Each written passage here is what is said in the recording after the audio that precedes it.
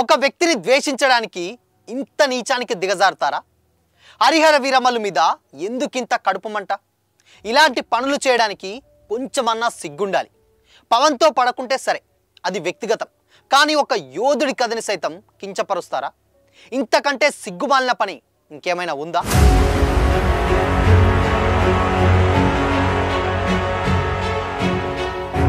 ఇప్పుడు ఈ విషయాలన్నీ ఎందుకు మనం మాట్లాడుతున్నాం అంటే, లేటెస్ట్గా ఇప్పుడు హరిహర వీరమల్లు రిలీజ్కి ఉంది. జూలై 24న హరిహర వీరమల్లు వరల్డ్ వైడ్గా రిలీజ్ అవబోతుంది. అయితే ఇప్పుడు ఇవన్నీ మాటలు ఎందుకు అనాల్సి వచ్చిందంటే, హరిహర వీరమల్లు మీద జరిగేటువంటి ఒక ప్రచారం.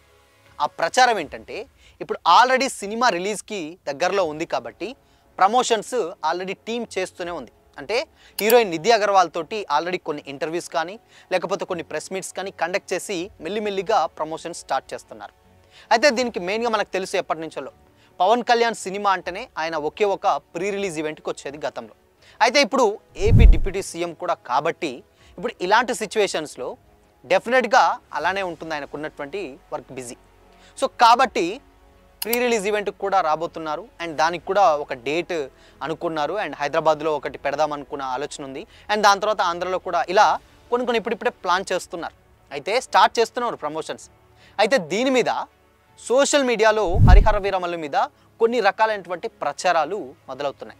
అదేంటంటే, హరిహర వీరమల్లు పోస్టర్స్ని ఏదైతే ఆ స్టిక్కర్స్ ఏదైతే ఉంటాయో వాటిని కండోన్ ప్యాకెట్స్ పైన అండ్ అదేవిధంగా డాగ్ ఫుడ్స్ కవర్ మీద అండ్ తర్వాత క్రీమ్స్ మీద అండ్ దాని తర్వాత వాటర్ బాటిల్స్ మీద ఇలా ఆ పోస్టర్లు ఇప్పుడు సోషల్ మీడియాలో దర్శనమిస్తున్నాయి. అయితే ఇప్పుడు ఇవన్నీ చూసిన వాళ్ళందరూ కూడా కొంతమంది షేర్ చేసుకుంటున్నారు ఒకరికొకరు. దీని మీద పవన్ ఫ్యాన్స్ అయితే చాలా కోపంగానే ఉన్నారు, అది వేరే విషయం. కానీ ఒక బాధ్యతాయుతగలమైనటువంటి ఒక పదవిలో ఉన్నటువంటి ఒక డిప్యూటీ సీఎం సినిమాని తీస్తున్నారు. ఓకే, అది పక్కన పెడదాం, ఆయన వ్యక్తిగతం.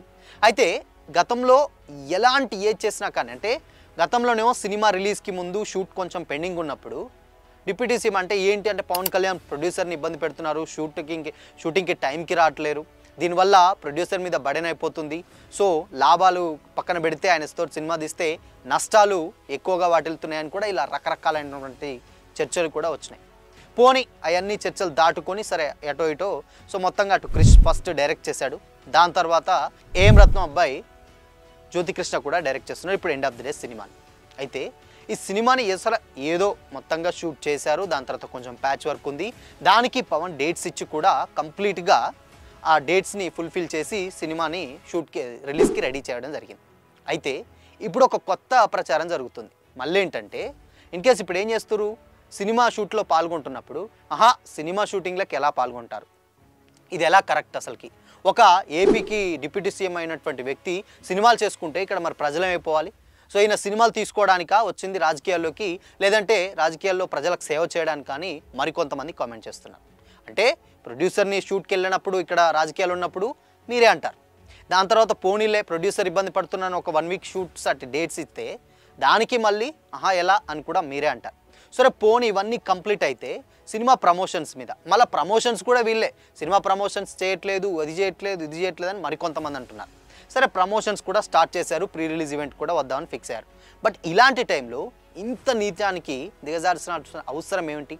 సరే అవన్నీ పక్కన పెడదాం. ఓకే, పవన్ తోటి పడదనుకుంటే అది వేరే విషయం. అయితే ఇప్పుడు ఇక్కడ ఆ సినిమా ఏంటి అసలుకి?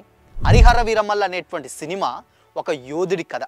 సో ఆ స్టోరీ చాలామంది ఒక 10 మంది చూస్తే ఇన్స్పైర్ అవ్వాల్సినటువంటి ఒక స్టోరీని, ఒక విప్లవాత్మకమైనటువంటి ఒక స్టోరీని, ఇంత మనకు తెలియనటువంటి ఒక చరిత్రని, అంటే గతంలో మనం అణగారిన వర్గాలు ఏదైతే ఎంత అణిచివేతకు గురి చేస్తామో వాళ్ళందరినీ కాపాడడానికి ఒక యోధుడు చేసేటువంటి ఒక ప్రయత్నమే ఆ స్టోరీ.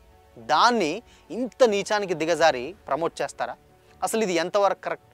పోనీ ఓకే, నిజంగా నార్మల్ సినిమా అయింది, గతంలో సినిమాలు వచ్చినాయంటే ఆల్రెడీ పవన్ ట్రోల్ చేశారంటే అది వేరే విషయం.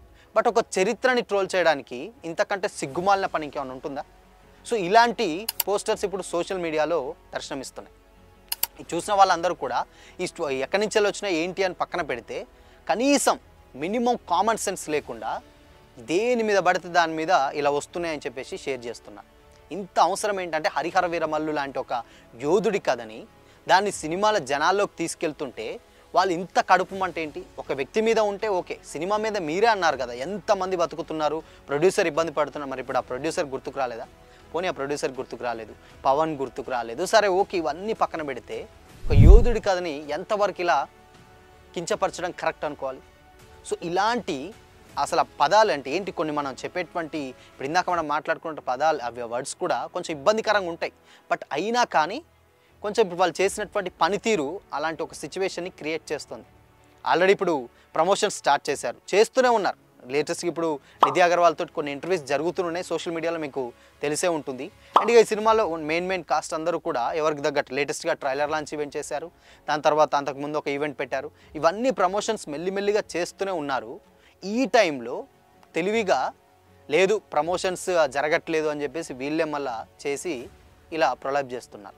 ఆల్రెడీ ఇప్పుడు ఒక ఈవెంట్ అనేది ఫిక్స్ అయిపోయింది ఉంటుంది, మేబీ ఈ 2-3 డేస్లలో ఒక ఈవెంట్ అనేది ఫిక్స్ అయిపోయింది. బట్ ఇలాంటి టైంలో కూడా ఒక యోధుడు లాంటి ఒక సినిమాని ఇంత దిగజారినటువంటి తనంతో ఇలా పబ్లిసిటీ చేయడం చాలా చాలా తప్పు అన్న కామెంట్స్ కూడా సోషల్ మీడియాలో వైరల్ అవుతున్నాయి. సో మరి చూడాలి, ఇన్కేస్ దీని మీద ఏమైనా యాక్షన్ తీసుకుంటారా, లేకపోతే సినిమా విషయంలో ఎందుకు ఇలాంటి గోలంతా ఎందుకని పక్కన పెడతారా తెలియదు. కానీ దీని మీద డెఫినెట్గా ఎంతో కొంత యాక్షన్ తీసుకునే వరకు అయితే చూడాలి. మరి సో తెలీదు. ఈ ప్రచారం కూడా ఇప్పుడు ఇలా సోషల్ మీడియాలో వస్తున్నటువంటి పోస్టులు కూడా వాళ్ళ దగ్గరికి వెళ్ళాయో లేదో తెలియదు. కానీ ఇది మాత్రం చాలా చాలా కరెక్ట్ కాదన్న కామెంట్స్ కూడా సోషల్ మీడియాలో వినిపిస్తున్నాయి. సో మరి దీని మీద మీ ఒపీనియన్ ఏంటి?